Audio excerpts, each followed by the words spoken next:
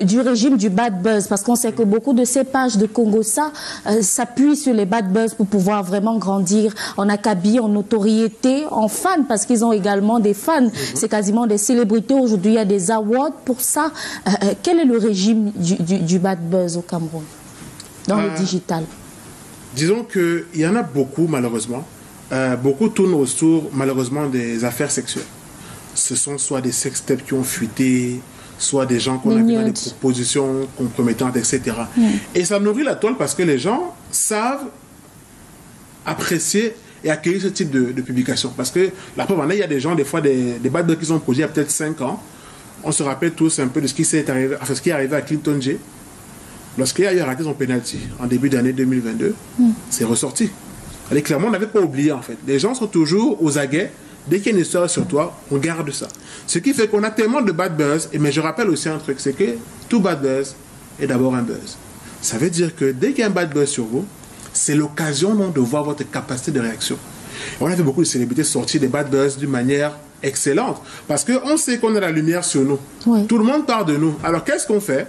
On ne va pas rester cloîtré, fermé, attendre que ça passe, parce qu'évidemment, ça va passer. Mais bon, il faut profiter de la lumière qu'on a sur nous, mettre en place une communication, une stratégie, peut-être pour promouvoir soit ses produits, soit ses services, ou alors essayer de réparer les torts et mettre en avant d'autres éléments qui vont nous servir par la suite. Donc clairement, beaucoup de gens essaient de laisser passer des bad buzz en disant que ça va passer, parce que, évidemment, on est dans un pays où beaucoup de gens disent que chaque jour on se réveille, il y a forcément un nouveau dossier. Ça va passer, mais les gens, ça va passer, mais les gens vont retenir. On passe, mais on retient. Et si jamais vous revenez sur une autre bad buzz, on vous rappelle votre historique. On sort les archives, exactement, comme on dit. Et en matière de gestion de bad buzz, les bons exemples, c'est qui? Bon, des marques, hein, peut-être pas forcément des personnalités, parce que moi, peut-être pas au Cameroun, mais il y a des marques qui réussissent rapidement à gérer des bad buzz qui veulent naître. Par exemple, je prenais le cas d'une photo, quelqu'un dit un magasin est en feu. Et puis peut-être à 22 h. Le boss du magasin se rend compte qu'effectivement, c'est une fake news sur sa boutique qui veut éloigner les clients.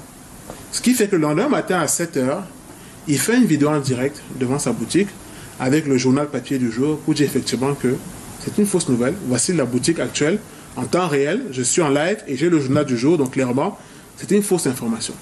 D'autres également vont se servir peut-être des bad buzz, soit peut-être pour faire amende honorable, évidemment, parce que si vous êtes en tort, il faut s'excuser. Parce que généralement, il faut avouer.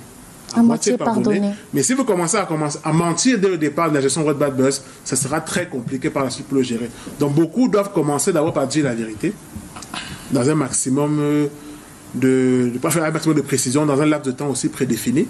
Par la suite, maintenant, on met en place des actions pour réparer le tort et aussi gagner de nouveau la confiance soit de ses abonnés, soit du public, qui a été forcément mise à mal par vos publications ou peut-être par votre bad buzz.